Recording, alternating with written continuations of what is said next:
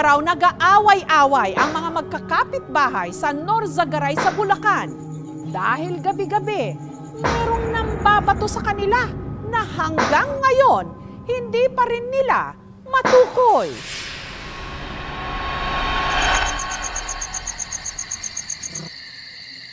Ang tahimik na gabi sa barangay poblasyon sa Norzagaray, Bulacan, madalas daw nababasag. Dahil sa kanilang mga bubong, may bigla-bigla na lang daw kumakalampag.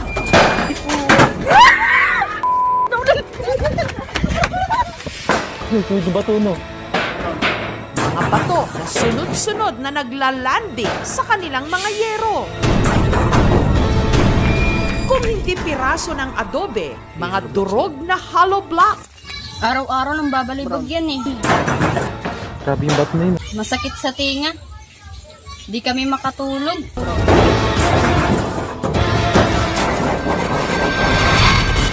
At ang nambabato, pinupuntirya lang ang 5 magkakatabing bahay sa tabing ilog. Kasama na ang kina Karen, hindi niya tunay na pangalan. Yan po yung mga yupi-yupi. Nasa taas pa po yung iba. Nagkagulo na lahat ng mga nakatira dito. May time pa nga na nagkaaway-away na. Tapos, kami pa yung napagbintangan. Hanggang nito lang Lunes.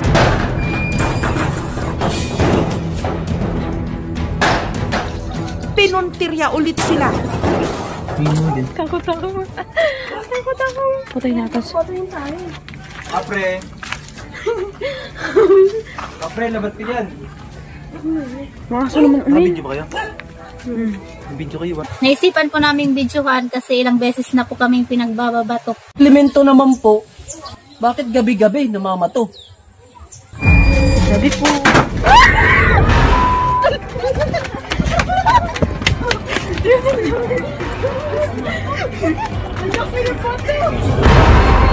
Dala ko po yung flashlight, kaya nakita kong ganun.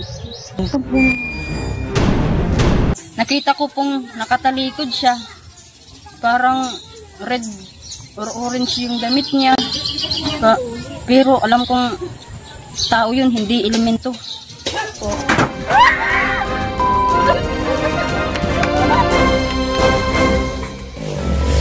At may kutob daw ang kapitbahay nilang si Liza kung sino ito.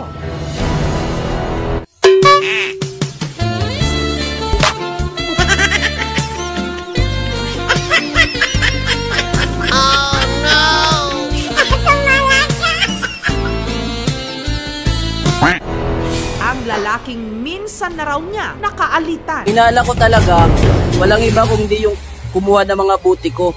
Diyan lang po sa taas, may tindahan. Ang sinilip ko, bakit kumukunti na lang yung mga buti ko? Sabi ng mga bata, may nagkumukuha daw at may nagbabasag. Kaya pala unti na lang yung buti ko. Doon na raw nagsimula ang batuhan.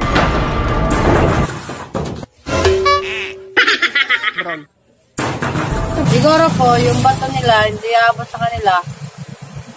Kaya nadamay po kami. Ang pinagbibintangan ni Liza, 10 ng iba pa nilang mga kapitbahay na di mano nambabato sa kanilang barangay. Si Jerry. Kasi para iba po yung ugali niya. Wala siyang ibang kasundong kapitbahay. Si Jerry, inireklamo rin si Liza sa barangay sa maling paratang daw sa kanya. Hindi po ako yung nagbabato. Baka sila lang yung nagbabatuhan, nagbebintang-tang. Sure po kami nga doon sa taas ang gagaling ang bato. Nakita nyo naman yung sitwasyon ko. Kung kanya ko pang mambato, mapapala ako. Magkakapera ba ako dyan? Babato pa ako. Yun. Bilang patunay na wala siyang kinalaman sa batuhan, Ayan po yung mga bato. kahit nga raw bahay ni na Jerry, pinupuntirya rin daw ng misteryosong nambabato. Nakita nyo naman na galing talaga sa baba yung mga bato. Kung gayon, sino ang misteryosong nambabato sa mga magkakapit-bahay na ito?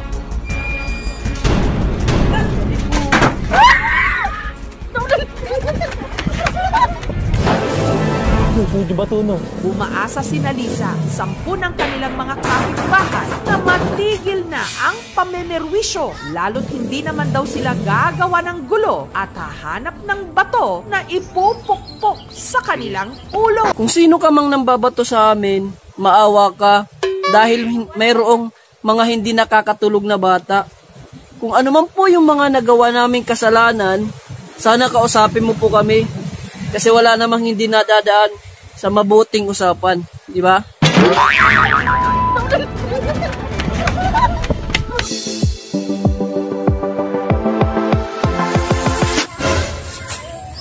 Nagkagulo-gulo. Nagkagulo na yung lahat ng mga nakatira dito. Nagawin ako. Sige. Nakita ko po yung flashlight. Dala-dala niya yung flashlight. Tro. Dala ko yung flashlight kaya nakita ko.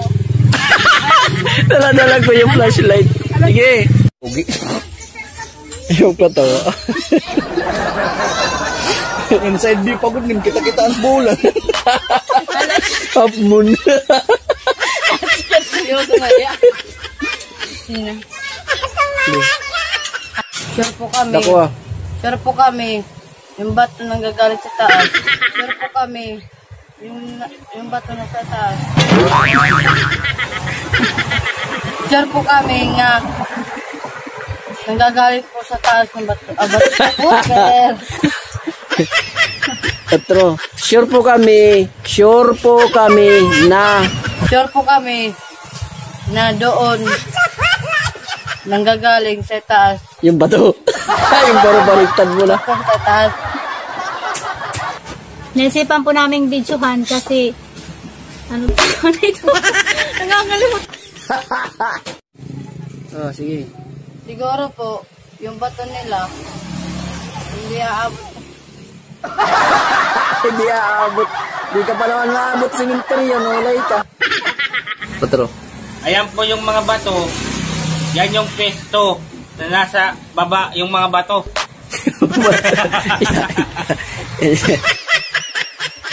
Hindi po ako nagbabato.